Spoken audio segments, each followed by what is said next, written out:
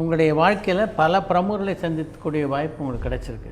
அப்படி உங்கள் வாழ்க்கையை புரட்டி போட்ட பெரிய மனிதர்கள்லாம் யார் யார் சொல்லுவீங்க? அந்த மாதிரினா அன்னை தெரேசாவே சொல்லலாம். அன்னை தெரேசாவே சொல்லலாம். 1997 கல்கட்டாவில் மகாநாடு நடக்குது. இந்தியாவில் இருக்கக்கூடிய அத்தனை ட்ராவல் ஏஜென்சி அந்த மாநாட்டுக்கு வருவாங்க. ஒரு 800-1000 பேர். நானும் இங்கேருந்து போயிருக்கேன். கல்கட்டாவில் போய் தங்கியிருக்கோம். இங்கே உள்ள Cox and Kings, Parry travels, Ashok travels எல்லாம் வந்திருக்காங்க ரெப்ரசன்டேட்டிவ். தெரேசாம்மா இங்கே தானே இருக்காங்க, ஏன் இந்த 2 மணி நேரத்தில் அவங்கள கொஞ்சம் பார்த்துட்டு வரலாமே அப்படின்ட்டு ரிசப்ஷனுக்கு ஃபோன் போடுறேன். எஸ் சார் வெயிட்டுன்னா கனெக்ட் பண்ணால் நேராக அவங்களோட மிஷனுக்கு போச்சு.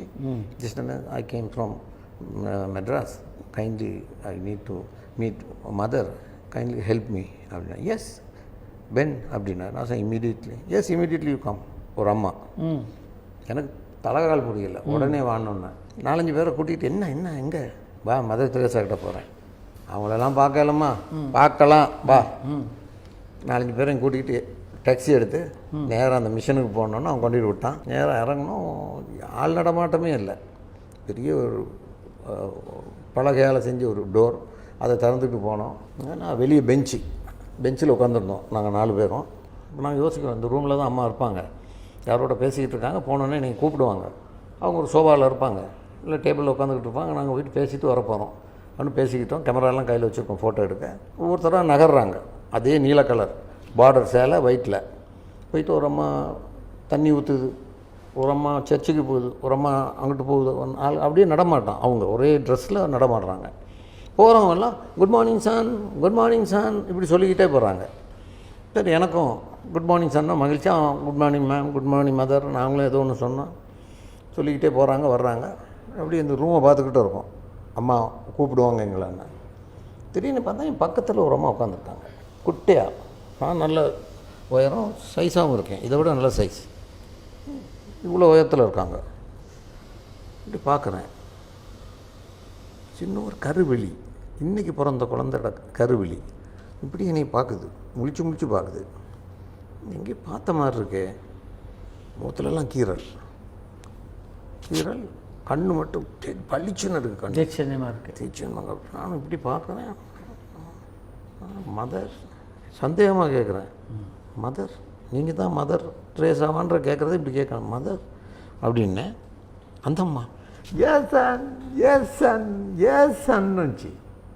அடுத்த நிமிஷம் ஆறதே பிடி இறுக்கி பிடிச்சிட்டேன். பிடிச்சி முகம் இங்கே புதஞ்சிட்டு, சின்ன முகம், சின்ன உருவம், 4 அடி உயரம், இப்படி இறுக்கி பிடிச்சிட்டேன். எனக்கு அழுக.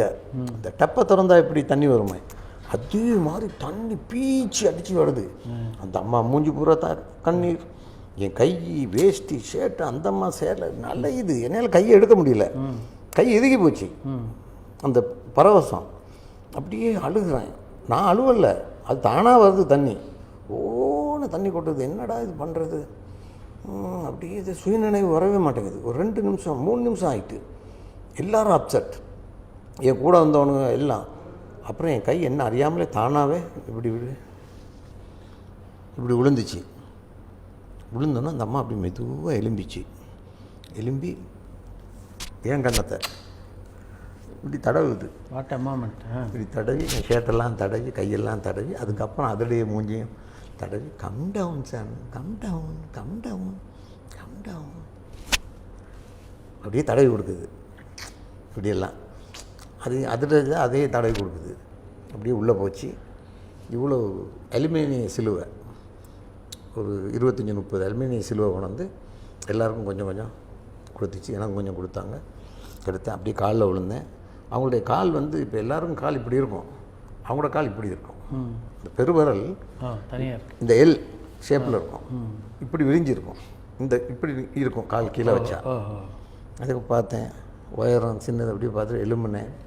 அந்த வெள்ளை சேலை, அதில் ஒரு கருப்பு கயிறு, அதில் ஒரு அலுமினிய சிலுவை.